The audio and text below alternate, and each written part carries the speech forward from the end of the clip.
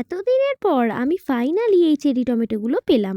বলো তো কোথায় পেলাম? তো আজকে আমি সকালবেলা গেছিলাম আমাদের জমির জায়গাগুলোতে ঘুরতে। তো সেখানে গিয়ে দেখলাম একটা জমিতে পুরোই চেরি টমেটো চাষ করেছে। তো সেই হিসেবে আমি কিছু চেরি টমেটো ওদেরকে বলে আমি তুলে নিয়েছি। কেন চেরি টমেটোগুলো এই বছর রেখে দিলে সামনের শীতে আমি এর থেকে অনেকগুলো চারা তৈরি করতে পারবো। আর এই দেখো এই জমিতে কত টমেটো তুলে নিচ্ছে এখন।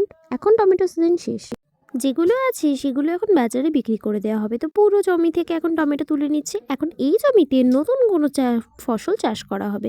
তো আমি এই চেরি টমেটোগুলো তুলে নিয়েছি। তো কয়েকটা চেরি টমেটো তুলে আমি রেখে দেবো এই শুকিয়ে রোদে বীজ করার জন্য।